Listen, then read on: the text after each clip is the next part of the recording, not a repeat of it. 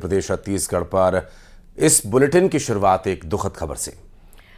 मशहूर उद्योगपति रतन टाटा का कल रात निधन हो गया। टाटा समूह के चेयरमैन एमिरेट्स रतन टाटा पिछले कुछ दिन से बीमार थे।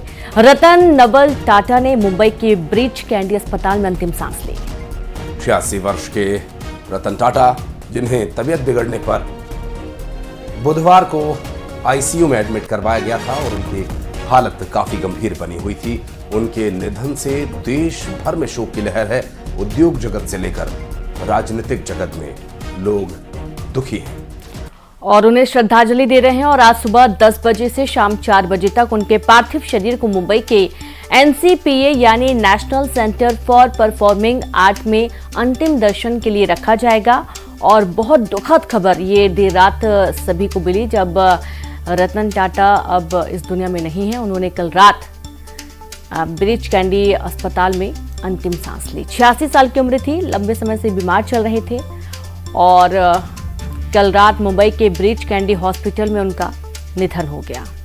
रतन टाटा जो कि उद्योगपति थे और उद्योग में उनके साथ जो लोग जुड़े, उन्होंने और उनकी पूरी टीम ने उद्योग के क्षेत्र में ईमानदारी का और साफगोई का, एक पारदर्शिता का जो एक कीर्तिमान स्थापित किया, उसके आसपास भी आज कोई नहीं। और इस उद्योग को लगाना, उद्योग को करना और इसके साथ मानवता को बनाए रखना, लोगों की सेवा करना, इस तरह का संदेश उन्होंने हमेशा दिया। और अपने समकक्ष जो उनके उद्योगपति मित्र हैं, उनके साथ लगातार बातचीत करते रहना और देश के बारे में सोचना, इस तरह की उनकी व्यक्तिगत छवि थी। और रतन टाटा जो कि साल 2000 में पद्म भूषण से भी सम्मानित किए गए और उन्होंने आखिरी सांस मुंबई के ब्रीच कैंडी अस्पताल में ली।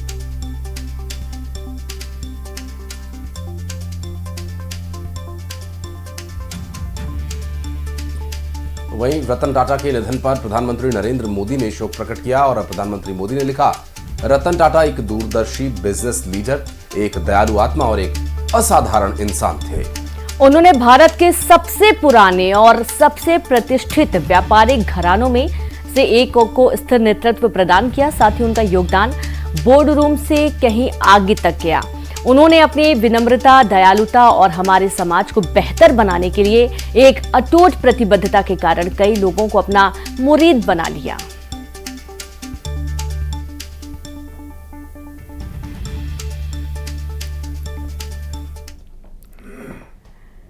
रतन टाटा के निधन पर रिलायंस इंडस्ट्रीज के चेयरमैन मुकेश अंबानी ने भी दुख जताया। उन्होंने कहा कि रिलायंस के चेयरमैन मुकेश अंबानी ने रतन टाटा के निधन पर दुख जताते हुए कहा कि यह भारत और भारतीय उद्योग जगत के लिए बहुत दुखद दिन है। रतन टाटा का निधन सिर्फ टाटा समूह के लिए ही नहीं बल्कि हर व्यक्ति के लिए बहुत बड़ी क्षति है। और व्यक्तिगत स्तर पर रतन टाटा के निधन ने मुझे बहुत दुख पहुंचाया क्योंकि मैंने एक प्रिय मित्र खो दिया। और इस बात का मैं जिक्र शुरू में कर रहा था रेनू, सभी अपने समकक्ष उद्योगपतियों के साथ उनके जो संबंध थे वो एक मित्रवत और एक भ्रातृवत संबंध थे उनके। हमेशा वो बड़े उद्योगपतियों से, सभी से संपर्क में रहते थे और देश के लिए और व्यापार के लिए, उद्योग के लिए क्या बेहतर हो सकता है, उसमें कैसे मानवता को जोड़ा जाए, कैसे उसमें लोगों का योगदान हो, कैसे उससे लोगों का उत्थान हो, इस बारे में हमेशा रतन टाटा ने सोचा। और इस बारे में रिलायंस इंडस्ट्री के द्वारा भी कई बार कई मंचों से इस बात का न सिर्फ जिक्र किया गया बल्कि इसकी तारीफ भी हमेशा कई मंचों पर होती रही। बड़े समिट्स जब भी हुए हैं जहां पर रिलायंस इंडस्ट्रीज से या तो मुकेश अंबानी हमेशा जब भी वो शामिल हुए, उन्होंने अपने शब्दों में रतन टाटा को विशेष स्थान दिया है और हमेशा इस बात की उन्होंने प्रशंसा की है कि जिस तरह की दूरदर्शी सोच उनकी थी, जिस तरह का उनका अप्रोच रहता था देश के प्रति,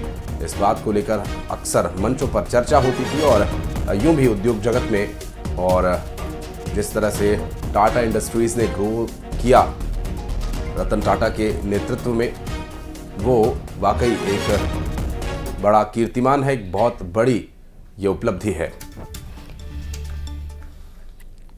और मुख्यमंत्री डॉक्टर मोहन यादव ने देश के सुप्रसिद्ध उद्योगपति चेयरमैन रतन टाटा के निधन पर शोक प्रकट किया।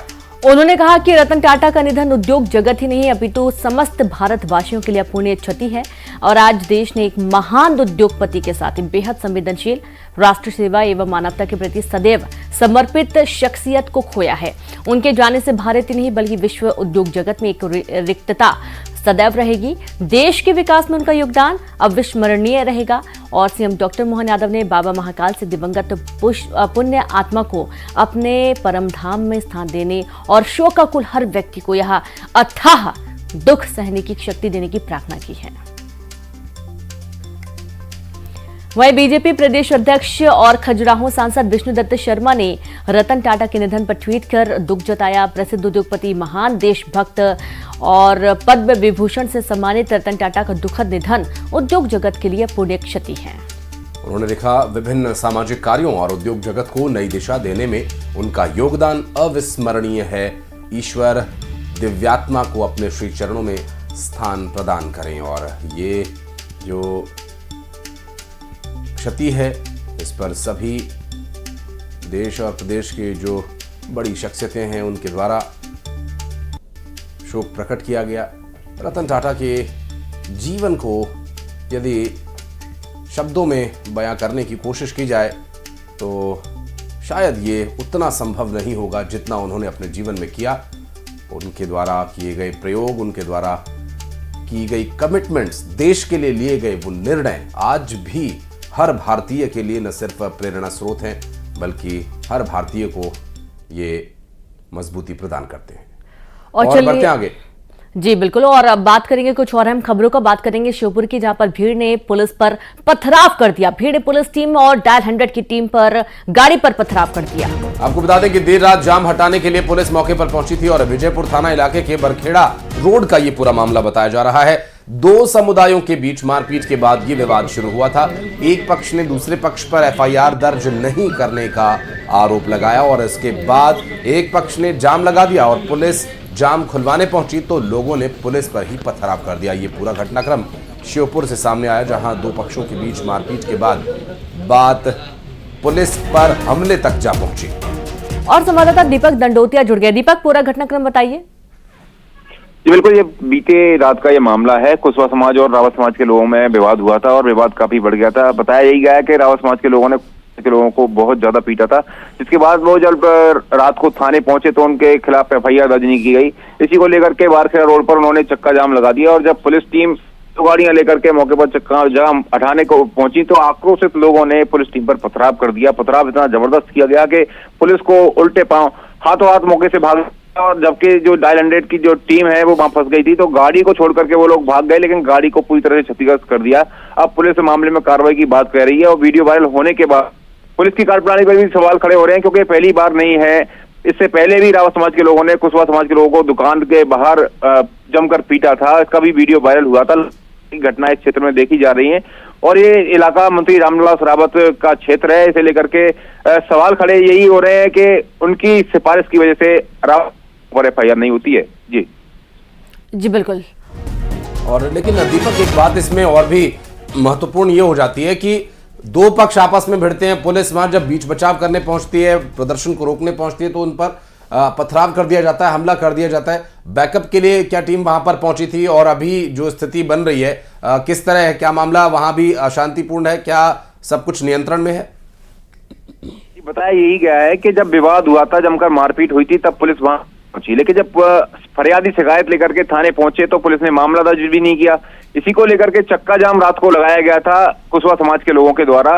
उस चक्का जाम के लिए वहां टीम पहुंची थी और इसी दौरान उन्होंने आक्रोश होकर नाराज होकर के पथराव किया था। मौके पर अभी स्थिति हालात नियंत्रण में है। पुलिस टीम की और भी गाड़ियां पहुंच गई हैं।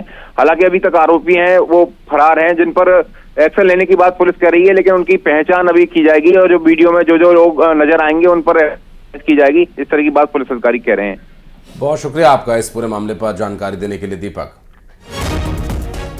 और बढ़ते आगे राजगढ़ से खबर, जहां ब्यावरा में एक शख्स की पिटाई को लेकर जमकर हंगामा हो गया।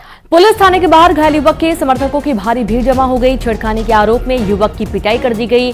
पीड़ित पक्ष ने बीजेपी नेता और उनके साथियों पर पिटाई का आरोप लगाया। पीड़ित पक्ष ने यह भी आरोप लगाया कि छेड़खानी का बहाना बनाकर किसी साजिश के तहत ये घटना हुई है। वहीं देर रात तक थाने में पीड़ित पक्ष के समर्थकों की भीड़ भी लगी रही और हंगामे के बाद पुलिस के आला अफसर भी मौके पर पहुंचे। राजगढ़ से पूरी घटना सामने आई, जहां छेड़खानी के आरोप में ये बवाल हुआ और पीड़ित ने बीजेपी नेता पर ये गंभीर आरोप लगाया और इस पूरे मामले में जो आरोप है वो साजिश के तहत मारपीट करने का भी लगा। हालांकि हंगामे के बाद पुलिस के आला अफसर मौके पर पहुंचे और हालात को काबू करने का प्रयास किया। राजगढ़ से देर रात ये तस्वीरें सामने आई, जहां पर जमकर बवाल मचा और थाने पर लोगों की भीड़ ने जमा होकर वहां माहौल काफ़ी गर्मा दिया था। छेड़खानी का बहाना बनाकर किसी साजिश के तहत ये मारपीट की गई, ऐसा एक पक्ष की तरफ से आरोप लगाया जा रहा है। मैं कुछ नहीं, झांकी में आ रहा था, झांकी देखते देखते उस टाइम पे मैं माती साई के जस्ट थोड़ा सा आगे मंदिर है, वहाँ पे मैं आया। अमित शर्मा, आशु पटेल और उनके साथ और अन्य लोग थे, कम से कम 10-15 लोग थे। वो लोग उन्होंने मेरा नाम पूछा, अमित शर्मा ने मेरा नाम पूछा। नाम पूछने के तुरंत बाद मेरे को मारना उन्होंने शुरू कर दिया, बेल्ट से, चाकू से, जैसे नीचे पटक के, लातों से, माँ बहन की गाली गलौज कर करके फुल मेरे को मारा। बोले तू मेरे को जानता नहीं, अब मैं पावर में हूँ। कितने मारा, क्या कारण था मारने का मेरे को यही पता नहीं है, बस वो तो बस मेरा नाम पूछा, मेरे को मारना जैसे वो पूछ रहे कि बोल। और संवाददाता राहुल जुड़ गए। राहुल, युवक की पिटाई के बाद जबरदस्त हंगामा हुआ है, क्या कुछ एक्शन लिया गया इस पर? ये देर रात की घटना है जहाँ पे मुंडला के घनश्याम लांगी की कुछ लोगों ने पिटाई की थी, जिसपे उन्होंने भाजपा नेता और उनके अन्य साथियों पर मारपीट का आरोप लगाया था। वहीं अन्य इन लोगों का कहना था कि छेड़खानी का भी मामला आ रहा था, पर इन्होंने बोला था कि मारपीट के बाद मुझ पे इस तरह की साजिश करके झूठे आरोप लगाए जा रहे हैं। इनके पक्ष में 2 पूर्व विधायक सहित इनके कई समर्थक देर रात तक थाने में इकट्ठे रहे और हंगामा करते रहे। हालांकि आज कुछ न कुछ इस घटना में कुछ न कुछ प्रतिक्रिया देखने को मिलेगी। बिल्कुल राहुल, शुक्रिया आपका जानकारी के लिए। और देखना यही है कि आज क्या कुछ तस्वीर निकलकर सामने आती है। हालांकि थाने के पास लोगों की भारी भीड़ भी जमा हो गई थी, जबरदस्त हंगामा भी हुआ था, पुलिस एक्शन लेने की बात कर रही है। रायसेन में फिर रफ्तार का कहर देखने को मिला है, जहां बस ने बाइक को टक्कर मार दी। बाइक सवार पिता, मासूम समेत 3 लोगों की मौत हो गई। बता दें कि इस हादसे में एक बच्ची घायल भी हुई है और भोपाल उसे रेफर किया गया। उदयपुरा थाना क्षेत्र की यह पूरी घटना बताई जा रही है, जहां हादसे में 3 लोगों की जान चली गई और बस ने बाइक को टक्कर मारी और बाइक सवार पिता और उसके बच्चे की मौत हो गई। उदयपुरा थाना क्षेत्र की यह पूरी घटना बताई जा रही है, जिसमें 3 लोगों की जान चली गई और एक बच्ची के घायल होने की भी बात इसमें सामने आई है। रात के समय ये पूरी दुर्घटना हुई। पुलिस मौके पर पहुंची और इस पूरे मामले में अब आगे की कार्रवाई की जा रही है। और बढ़ते आगे दमोह से अगली खबर आपको बता दें, दमोह में भी एक ऐसा ही बड़ा हादसा हुआ, जहां पर ट्रक और ऑटो के बीच भिड़ंत हो गई और हादसे में 2 लोगों की मौत हो गई है। 5 लोग गंभीर रूप से घायल बताए जा रहे हैं। घायलों का अस्पताल में इलाज चल रहा है। बड़ी जानकारी, दमोह में भी बड़ा एक हादसा हुआ है, जहां ट्रक और ऑटो में भिड़ंत हुई और 2 लोगों की मौके पर ही मौत हो गई है। 5 लोग घायल हुए हैं, जिन्हें हॉस्पिटल एडमिट किया गया है। तस्वीरें देखिए देर रात की, जब सभी को आनन फानन में एम्बुलेंस के माध्यम से अस्पताल पहुंचाया गया। आम लोगों ने भी मदद की, पुलिस प्रशासन मौके पर पहुंचा और सभी 5 घायलों को हॉस्पिटल पहुंचाया गया।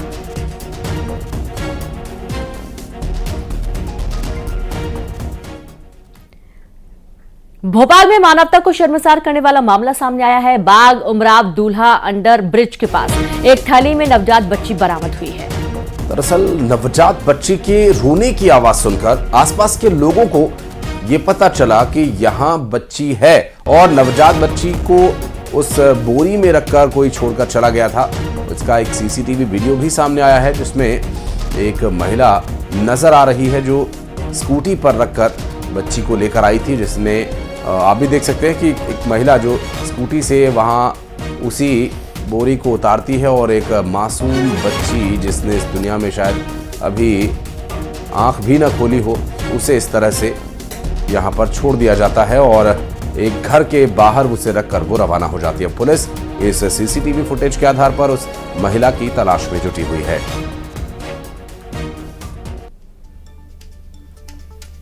तो ये 2 तस्वीरें जिसमें उस मासूम बच्ची को आप देखिए और एक सीसीटीवी वीडियो भी सामने आया, जिसमें वो महिला उस बच्ची को इस तरह से छोड़कर जाती है। हालांकि इस पूरे मामले में फिलहाल नवजात बच्ची को हॉस्पिटल में एडमिट करवाया गया है और उसकी हालत फिलहाल स्थिर है और ये नवजात बच्ची को छोड़कर जाने का एक मामला जिसमें फिलहाल अब उस महिला की तलाश की जा रही है। उस महिला को ढूंढने का प्रयास किया जा रहा है कि आखिर ये महिला कौन है और इसने ऐसा क्यों किया। इसमें उसके स्कूटी के नंबर भी दिखाई दिए हैं। और बढ़ते आगे, अंबिकापुर में स्कूटी में अचानक आग लगने का एक मामला सामने आया। दरअसल किसी तरह से स्कूटी सवार ने स्कूटी से कूदकर जान बचाई और बाद में मौके पर दमकल ने पहुंचकर आग पर काबू पाया।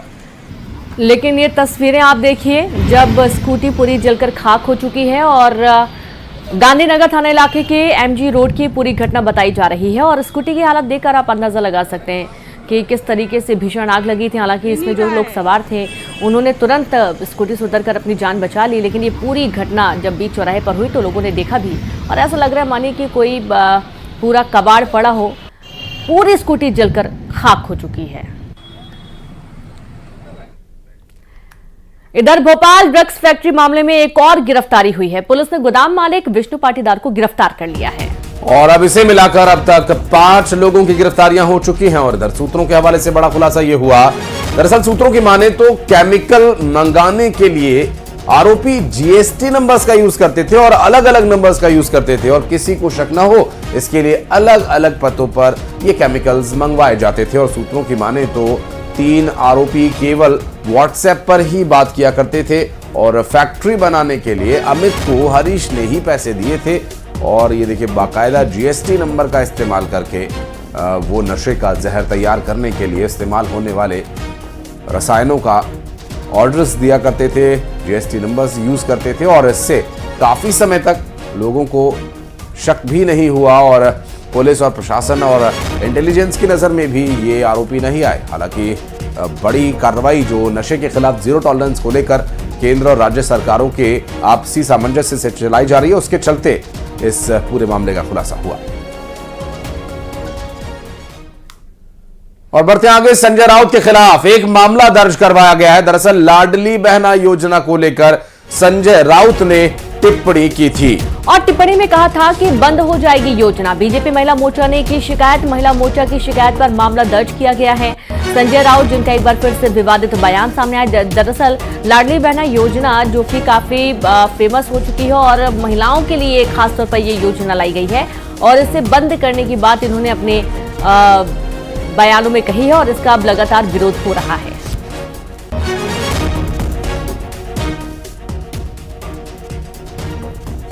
कुछ प्रोविजन लोग आए थे, उनके द्वारा शिकायत की गई थी कि सरकार उनकी नीतियों के साथ में और कुछ भ्रम फैलाकर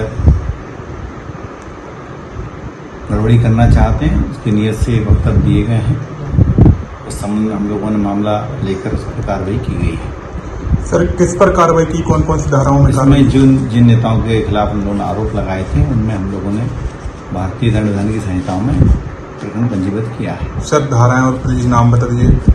352, 356 में हमने कार्रवाई की है। और उज्जैन से खबर है जहां पर महाकाल मंदिर के सुरक्षाकर्मियों ने एक संदिग्ध महिला को हिरासत में ले लिया और उसके बाद महिला को पुलिस के हवाले कर दिया गया। बता दें कि पिछले दिनों लश्कर तैयबा ने बीकानेर हनुमानगढ़ रेलवे स्टेशन प्रभारी को पत्र लिखकर महाकालेश्वर मंदिर को उड़ाने की धमकी दी थी और उसी के बाद से चर्चा जोरों पर थी कि यहां कोई संदिग्ध हमला कर सकता है, जिसके बाद महाकाल लोक में तैनात सुरक्षा एजेंसीज के कर्मचारियों ने एक महिला की गतिविधियों को संदिग्ध पाया और उसे हिरासत में लेकर पुलिस को सौंप दिया। वहीं महिला के पास से उर्दू में लिखे गए कुछ दस्तावेज, 5 आधार कार्ड बरामद हुए हैं। आधार कार्ड में लोगों के नाम मुस्लिम हैं और इससे मामला काफी संदिग्ध हो चुका है। बहरहाल महिला से पूछताछ लगातार की जा रही, महिला को हिरासत में ले लिया गया है। बीते दिन ब्लास्ट की धमकी मिली थी, उसके बाद लगातार सुरक्षा एजेंसियां चौकन्नी थी और जब संदिग्ध महिला नजर में आई तो इसे तुरंत हिरासत में लिया गया। श्योपुर में भीड़ ने किया पुलिस पर पथराव और भीड़ ने पुलिस टीम और डायल 100 की गाड़ी पर पथराव कर दिया। आपको बता दें कि देर रात जाम को हटवाने के लिए पुलिस मौके पर पहुंची थी और विजयपुर थाना इलाके के बरखेड़ा रोड का ये पूरा मामला बताया जा रहा है, जहां 2 समुदाय के लोगों के बीच मारपीट के बाद ये विवाद शुरू हुआ था। एक पक्ष ने दूसरे पक्ष पर एफआईआर दर्ज नहीं करने का आरोप लगाया और इसके बाद एक पक्ष ने यहां जाम लगा दिया। पुलिस जब जाम खुलवाने के लिए पहुंची तो लोगों ने पथराव कर दिया।